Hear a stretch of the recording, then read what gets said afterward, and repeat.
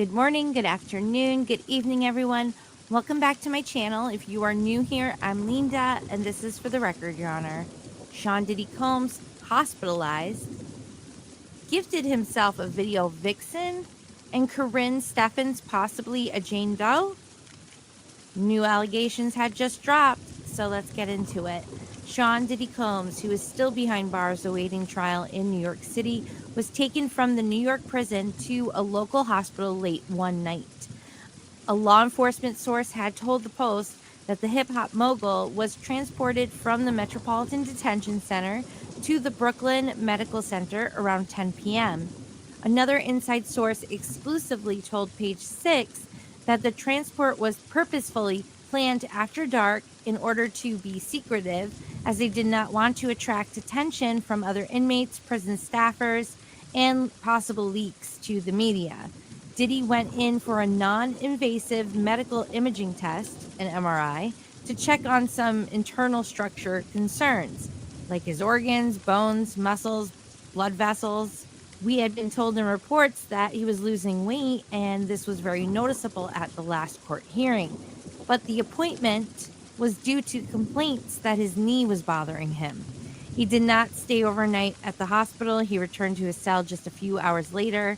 This is actually nothing shocking or new. It has been known that over the years he has knee issues. The producer had undergone apparently his fourth surgery in just 2 years back in 2020. Back then, he had Instagram stories that highlighted the problem, and he would make mention that he was just clumsy, he fell and tripped.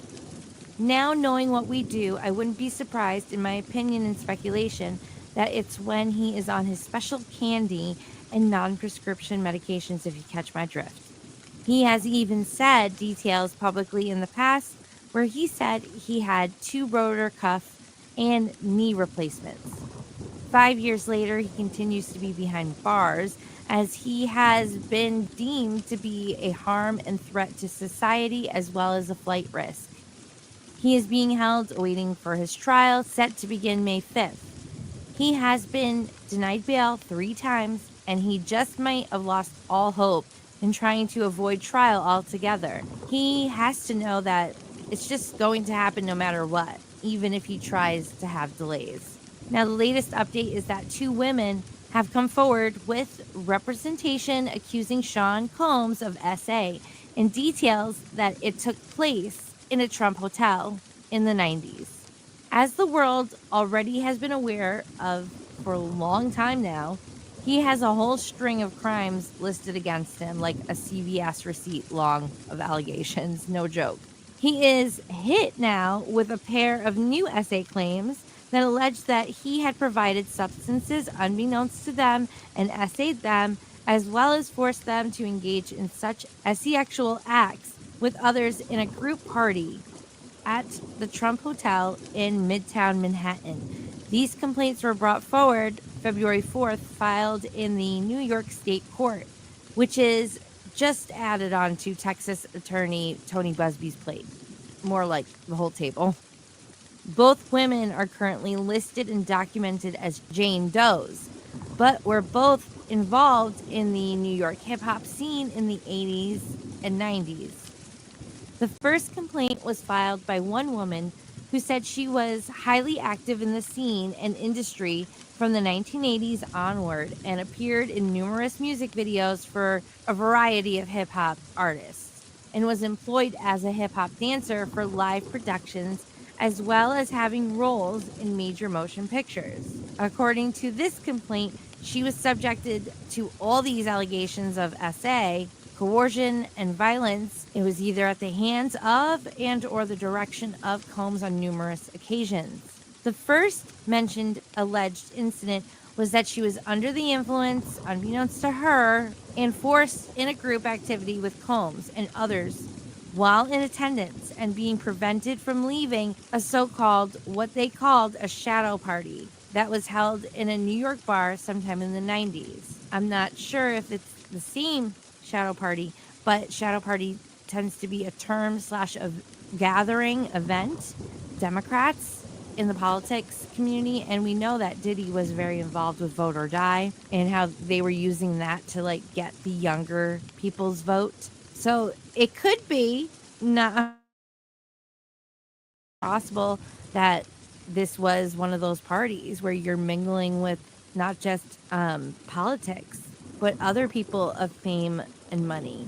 Later on, over some time, which she claims was around a decade, while allegedly she was dating Combs' security guard, the woman said she attended another party Combs was hosting at a 5-story New York nightclub called Limelight, where she says the group SEX parties were occurring on the top 2 floors.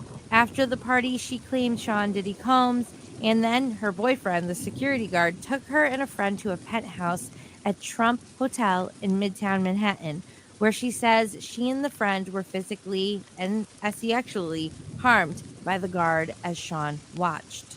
And if you are new here, we can't say certain words on this platform or else they will not push the video. In fact, they will restrict it.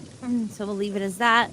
So if you're just wondering why I'm saying things a little weird, that is why.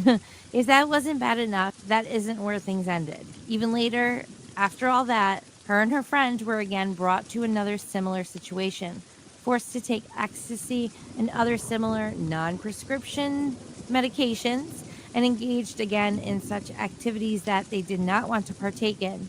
This incident is pretty much echoed in the second suit that was filed on the same day, where she claims she was part of a hip-hop scene that was just developing in New York City in the 80s and 90s and appeared in numerous music videos and various hip-hop artists' projects and participated in other things within the industry. She went into describing a second incident where she says more harming occurred when she was hired as a bottle service attendant at a party Combs hosted in the Hamptons in 1997. Before I continue, I just want to say, as of right now, we don't know the ages of these women, but if they were in the industry itself, I would think they were at least 18 to 21.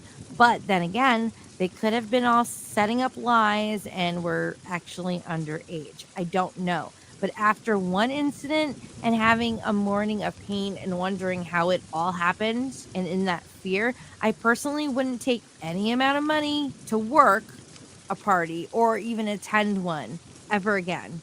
But we were all young once and motivated or influenced by fame or money or even celebrities.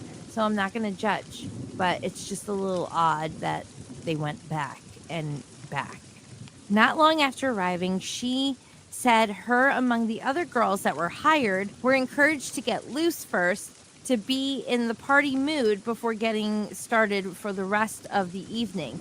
They drank from preset drinks in a cooler and smoked marijuana that they were provided, after which she began to feel woozy, slipping in and out of consciousness.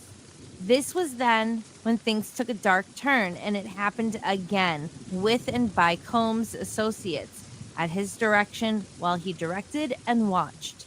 After suspecting the harming was videotaped, she reached out to Diddy to request and demand he delete the video, but he refused to comply. She then further alleges she had suffered several incidents of SA at the hands of this person while traveling to other states, including California. The only in the incidents mentioned in this legal complaint are from New York. Multiple outlets have reached out to Combs' team, such as Combs Global, and they have not responded.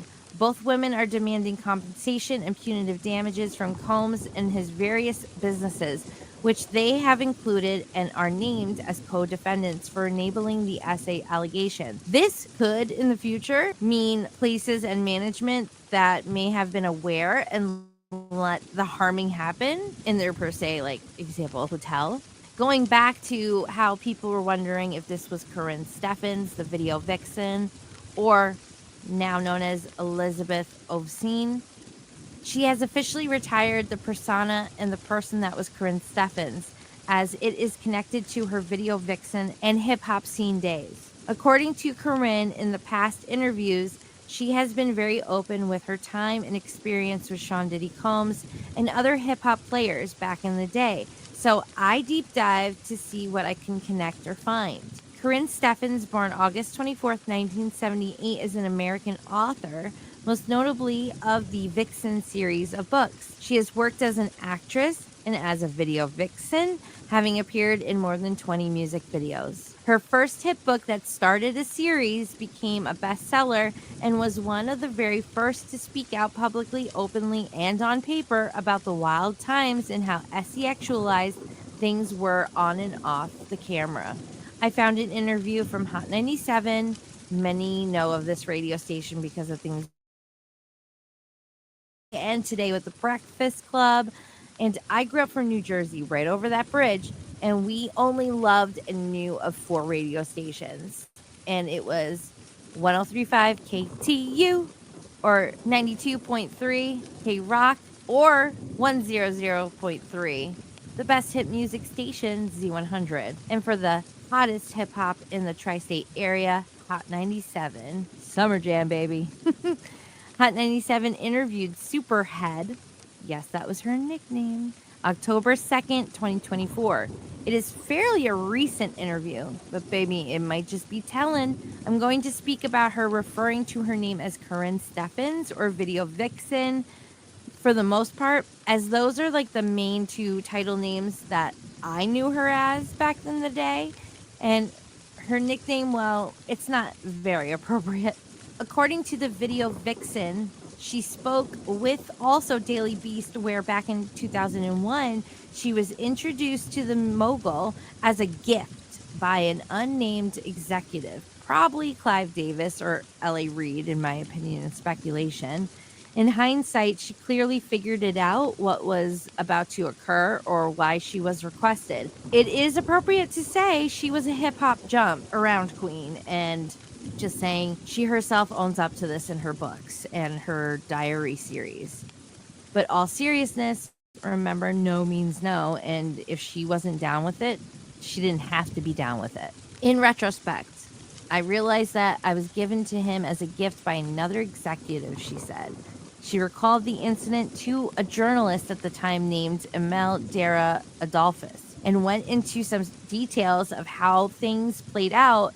And, well, it sounds a lot like all the other stories. She remembers she was hanging out with some people from the hip-hop scene and was popping pills and drinking with music executives. And next thing she knew, she was ordered to go to Diddy's house and a car pulled up. In her beliefs, she thinks she was instructed by Sean Combs himself to send her specifically and bring her there, which is not far-fetched at all from what we have gathered over the years.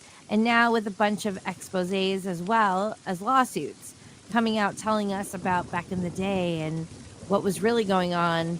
Corinne didn't disclose details of what happened to her while she was Diddy's present from another head honcho. She herself said she acknowledged and knew what was up. So therefore, she knew the expectations and does not consider herself as a victim. But she did confirm that pretty much what has been said out there is what does happen or did back then. She just happened to be down with messing around, unlike these other women and young girls. And at that time, they did not want to participate in those things, and they did not know how things went down. This woman was experienced and been around it for some time. The Video Vixen Beauty said, his victims deserve the space and time to discuss what happened in those rooms, telling us that she supports them, feels for them, and knows how horrible and explicit it was for them in those rooms. And they all have talked about these dark rooms where you can't even see who's doing what, which brings me back to the shadow party. I mean, that might be the term for that. Corinne is best known for her New York Times best-selling book series on hip-hop's misogyny titled Confessions of a Video Vixen. This was in 2005, and I was in high school, but I remember this book coming out. The Vixen Diaries, 2007. I remember the second part. I was in college when this came out. And the Vixen Manual, How to Find, Seduce, and Keep the Man You Want, in 2009. During an interview with Vlad TV, she admitted that she was called Superhead by Jadakiss, who referenced it in the song back in 2000, blood pressure. In the Daily Beast interview, Superhead expressed similar sentiments to Method Man, saying Diddy's allegations go beyond hip-hop. It's not just Diddy, and it's not just the music or hip-hop, she said. Men who hate women, men who hate who they are, and some who can't admit to their own sexual preferences. And then she said, in different words, they harmed us early and often. Apparently, this was part of the culture back then. But that's another main concern here. Maybe some of these people that were involved in such situations have grown up, manned up, and distanced themselves and stopped this type of behavior right away. But Sean Diddy Combs has been doing it for decades. He has never stopped. If you ask me, with Corinne Stephens, one of the Jane Does, but in my opinion, speculation, she might know who they are. Oh, y'all, let's have a chit chat real quick. I was going to scrap this whole thing because the next morning I find out Irv Gotti passed. And when I just happened to look into that, it turns out he was the so-called executive that gifted Corinne Stephens to Diddy. And I found another interview where she provided more details. So, my bad. And I had originally stated that, my opinion, speculation, if he was getting gifts like that from somebody and it was a higher up, and in the words of executive, I would have never thought Irv Gotti. I see him as another like artist, not businessman. And my mind was set on, okay, what business people is he connected to? And a lot of people forget he has that connection with Lou Taylor. They go way back, record labels back. But they also both have that connect with Clive Davis, and that's why I thought that, because Clive Davis is known to fund and give celebrities what they want so he can get what he wants, if that makes sense, you know? Like with Whitney Houston. A lot of people say he was funding a lot of her substance issues until it got out of control and she needed emergency money, and he would so-called fund it. But then when it was time to make the money back and have a comeback, she was far gone. And that's why a lot of people think that he might have played a role in her passing. But that's speculation. So let's get into this interview with the details. All right. Corinne Stephens was 22 when she was sent to Diddy's home as a gift. When Elizabeth Ovsine was in her 20s, she went by a different name, which we discussed previously. Known in the hip-hop industry as Corinne Stephens, she started her career as a model before going on to star in over 20 music videos as a dancer. She worked with LL Cool J, Mystical, Shake That Ass, Show Me What You Working With, along with controversial singer R. Kelly. Oh, this girl has definitely seen some shit. In her later years, Stephens shed light on her negative experiences in the industry in her popular Vixen book series, beginning with Confessions of a Video Vixen, 2005. In the books, she opened up about her romantic relationships with other men who are famous, including like Jay-Z, DMX, Vin Diesel, Lil Wayne, Method Man, and even Bill Maher. Stephens also had a brief relationship with Sean Diddy Combs. It's weird that they say it like that because it's not really a relationship when you're sent as a gift, you know? Fresh off a breakout role starring in Jay-Z's $1 million music video, Hey Papi, Stephens was introduced to Diddy, then known as Puff Daddy. She claims that in February 2001, when she was just 22 years old, she was gifted to Diddy, who had just broken up with Jennifer Lopez. Oh, J-Lo enters the chat, everyone. In retrospect, I realized that I was given to him as a gift by another executive. And she said this in the Daily Beast interview, which we went over. She first encountered Diddy at a nightclub at 3 a.m. He asked who I was, and the man spoke for me, referring to, and I'm not going to say this word because it'll get dinged on here, so I'm going to just say Jarule, INC Records, boss Irv Gotti, and rapper Jarule. Right there in front of me, Diddy and Gotti made arrangements to send me to Diddy's house in 1 hour. It was 4 in the morning when I turned up at Diddy's home in my SUV. There were security guards in the driveway, all dressed in dark suits with their hands in front of them. They had been expecting me, she wrote in Confessions of a Video Vixen. Obscene wrote in her book that Gotti was known for sending her to multiple men. The things that went on when Gotti and I were together are almost unimaginable to me now. But in the haze of unprescribed medications and liquor, it all seemed all right. I was being used over and over again. There was a man after a man, all friends, acquaintances of Gotti's, she wrote.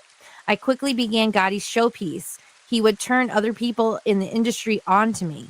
I was his party favor.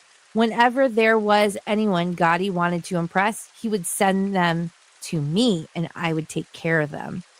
At the time of their encounter, Diddy was at the forefront of the $1 million look.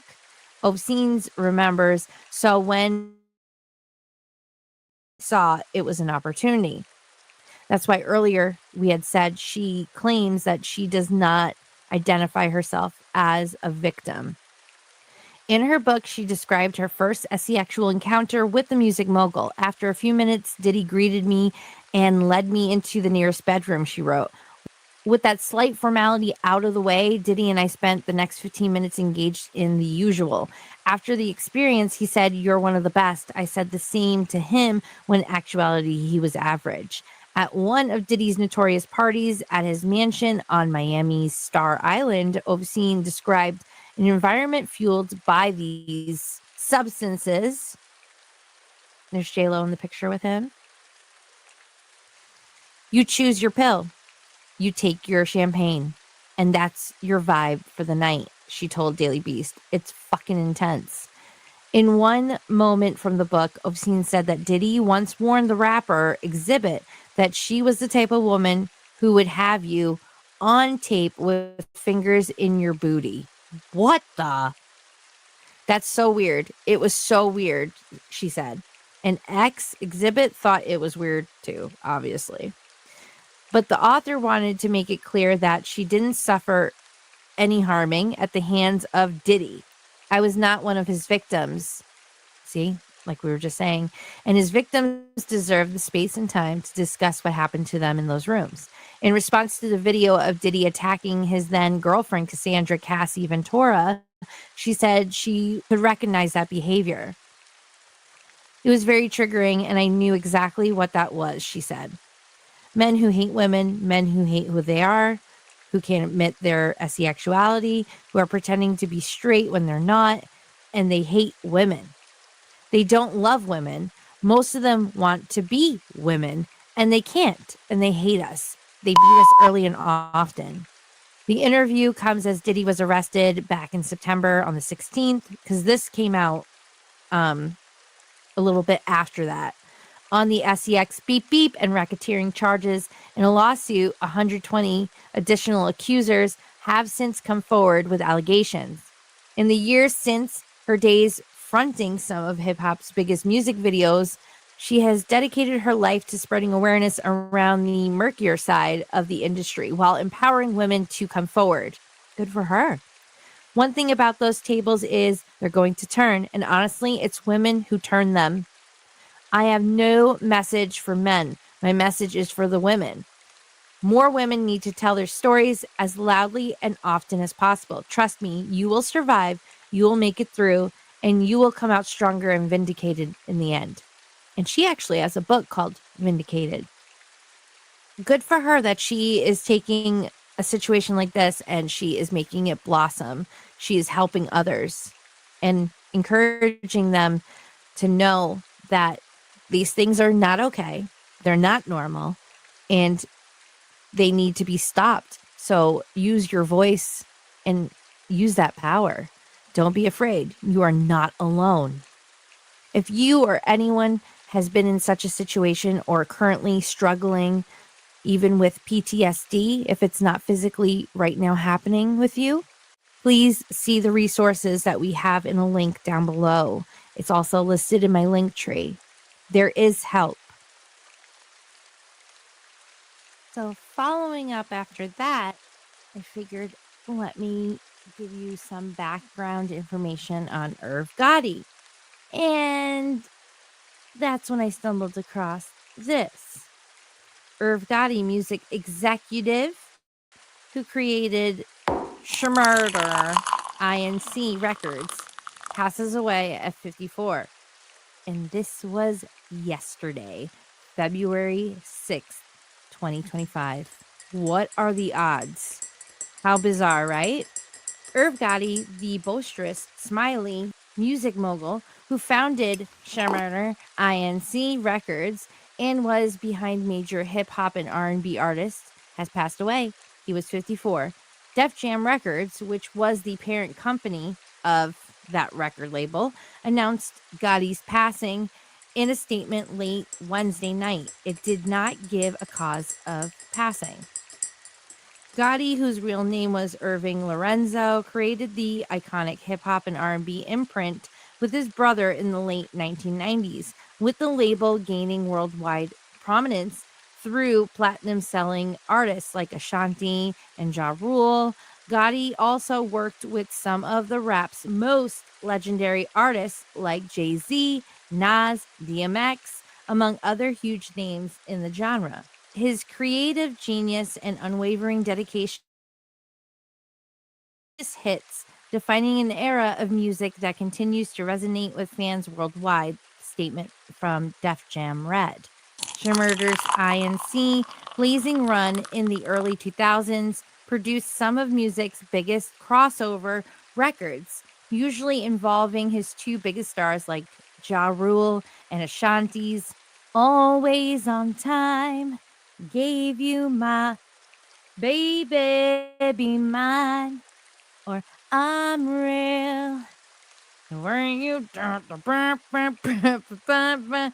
I'm real. That was J-Lo, you know, in her Jenny from the Block days.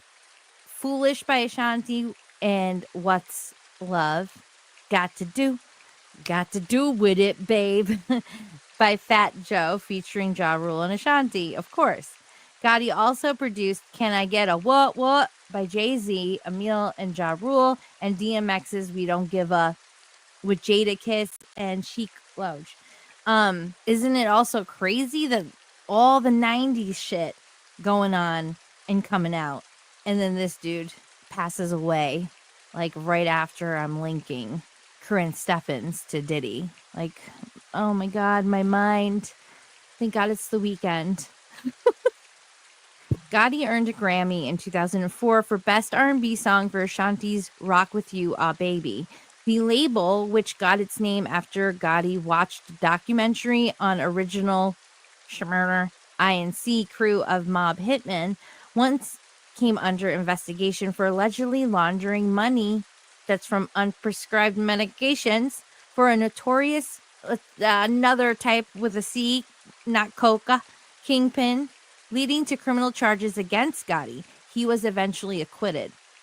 The bad press around the investigation led to Gotti dropping the word Schmurder from the title of the label to change its name to The INC. All right. All of these big records and people would still come back and focus on the negative word Schmurder. He said, still Gotti never changed the nickname he shared with the late Gambino family boss, John Gotti, which he said was given to him by Jay-Z. Oh, God. I ain't going to change it, he said of his name, along with his hit making and music prowess. Gotti was known for his involvement in one of hip-hop's most notorious beefs between 50 Cent and Ja Rule. 50 Cent enters the chat. Here we go. The long-standing feud began more than 25 years ago and resulted in diss records and at least one physical confrontation. It was never resolved. In more recent years, Gotti drew criticism from music's fans for speaking about an alleged relationship with Ashanti in interviews, a claim that she has denied. Laura Cohen, a former Def Jam executive who is now global head of music at YouTube and Google, go figure, said Def Jam has lost one of its most creative soldiers. He was hip hop, and when we were on bended knee, he brought the heat and saved our asses. He comes from a very tight, beautiful family from Queens, and it's an honor and privilege to have known him. Irv, you will be missed, Cohen said in a statement. Well, if what Corinne Steffens says is true, and all that shit has happened, and he's done that to women, he ain't a nice guy. Might be talented with scouting in the music industry, producing shit, and handling a record label.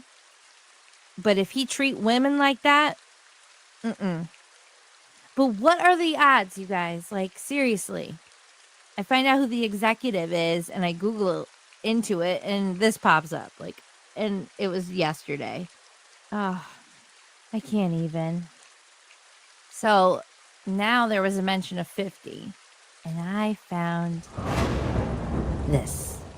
50 Cent trolls Irv Gotti following rap mogul's passing. This was today, February 7th. He couldn't even hold on a day. Oh my God, not even 24 hours, man. In the Club rapper took to Instagram to pay his own kind of tribute to the late INC founder, who was a close associate of his longtime rival, Jarule. Oh, 50. Oh, boy. We see what he's like with Diddy, so I don't know. Rapper and hip-hop world troll Curtis 50 Cent Jackson took a moment to acknowledge Irv Gotti this week by throwing one last bit of shade at the INC founder on Instagram, where he posted a photo suggesting he was smoking the late mogul's ashes. Oh my God. Oh, jeez.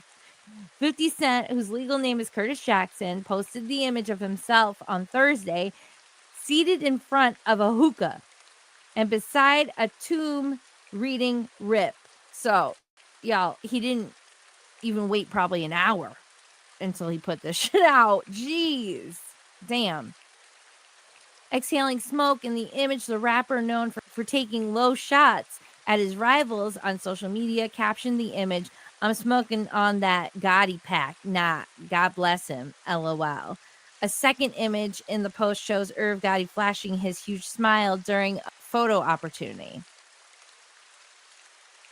Irv Gotti, Irving Lorenzo, was a longtime player in the world of hip hop and rap.